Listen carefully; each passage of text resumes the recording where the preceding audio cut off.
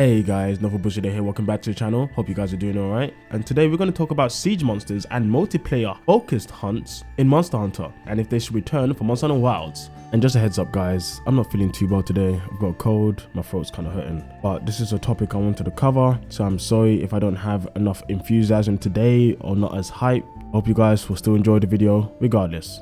Enough of that, let's get into this. So siege and multiplayer hunts, what are these hunts? And I do want to say, I'm not talking about your standard siege hunts such as Gen Moran or Gog Magnios or Lao Shanglong. I'm talking about hunts where you need to hunt a monster many times to get an additive reward system with a team. They pretty much all exist in Monster Hunter World and Iceborne. These are monsters such as Kultawolf, Safi Jiva, quests which are more focused on fighting them in a group or a larger group in lobbies itself, because when it comes to Safi Jiva and Kultawolf, when you're in a lobby, everyone's contribution to the quest adds into everyone's rewards that they will get in the end. Now this made for an interesting way of hunting where you would get lobbies of many people trying to aim for the same objective like it was an event, as was a lot of what Monster Hunter World tried to do. They tried to make it more of an MMO light. This kind of ethos actually also exists into how they event quest itself, right?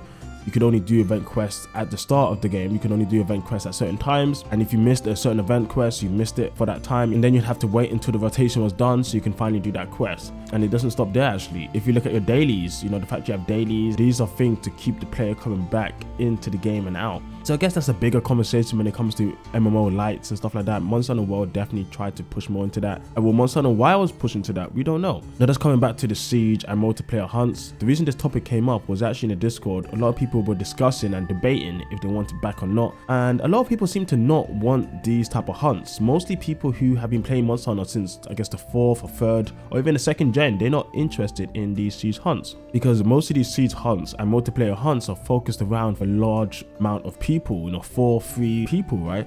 And in the past, pretty much every hunt you were able to do by yourself. Maybe some are harder than others, but if you had the skill level, they were all designed around pretty much being able to fight them by yourself for the most part.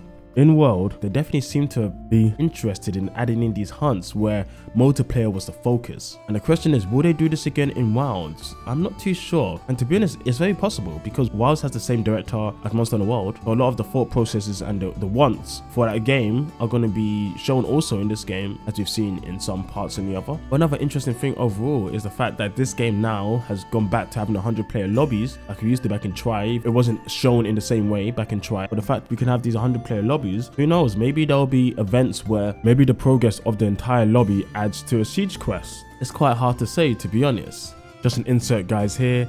I've teamed up with Fanatical to get you guys a discount for Monster Hunter Wilds. So if you're interested in getting it on PC, but also supporting your boy here, I'd appreciate it if you buy it through this link. As any purchases, I will also get a percentage back. And yeah, just any support from you guys would be great. But let's get back to the video. I would like your guys' opinions down below on this stuff. What do you think about this type of reward system? Are you excited for this? Are you not? To be honest, I'm not too interested in it myself. These big multiplayer siege quests, like focused around this Safi Jiva, Kultawolf, because I like to play Monster Hunter mostly by myself. Recently, I've been streaming and playing with many other people, but as you've seen in those streams, when I go into these hunts, I like to pretty much do them by myself. Definitely the first time around.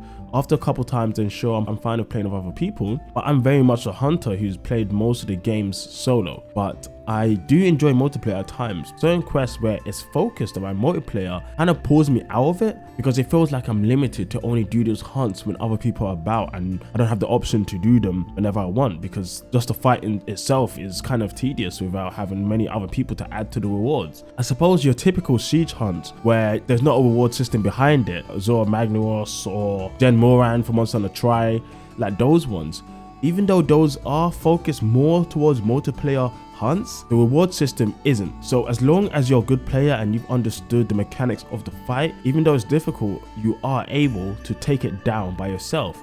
In fact, back in the day, Gen Moran, trying to figure out the right strat to take him down by myself in Tri and also his subspecies in 3U was one of my favorite things to do. I loved doing that back in those games. It was great. And you could earn a lot of money, which was good for me. But obviously, when you're fighting things like Safi Jiva and KOTOR, it's not the same, right? Because the reward system is tied to the lobby's progression, and it makes a hell of a difference when you have more people aiming against the same objective. That part of the system I'm not too much of a fan of. I do understand the interest and intrigue behind it, right? Monster Hunter is a game where you're trying to bring people together to play together, mostly focused around Monster Hunter World and now Monster Hunter Wilds.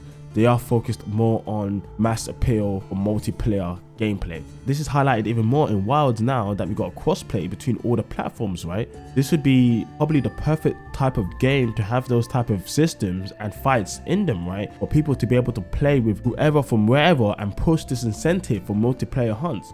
That's why we have the 100-player lobbies. Yes, you can only see 16 at a time, but the fact you can be in a lobby of 100 people is pretty insane.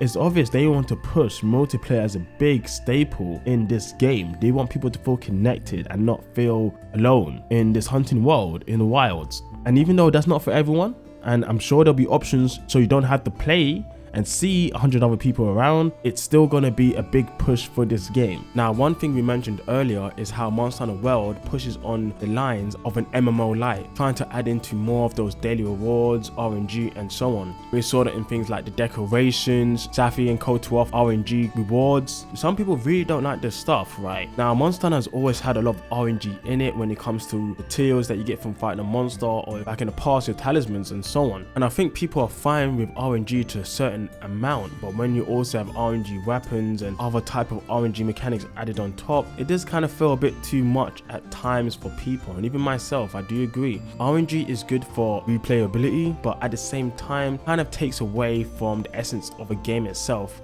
when there's too much RNG in it. And when it comes to the reward system of RNG weapons with Safi and Cole, that is kind of annoying, as I've seen many people have had problems and difficulties getting a certain weapon they've wanted for a long time, as it never appeared for them in their rotation, which is a shame. The standard way of just fighting a monster, getting the materials, breaking certain parts to get more materials, or increase the percentage chance to get materials to make your weapons and armor, was always the big and satisfying part of the Monster Hunter formula. So these type of siege fights kind of go against that grain, and if they do come back in Monster Hunter Wilds, I do at least hope they don't go down the route of RNG weapons, and instead just give us material to craft and make our weapons and armor, because I think it's way more enjoyable to do it that way rather than having special weapons that are tied to RNG, because honestly for me it's not that enjoyable. But let me know down below what you think about that part as well. So in the end, will they do it? I don't know if they're going to do it.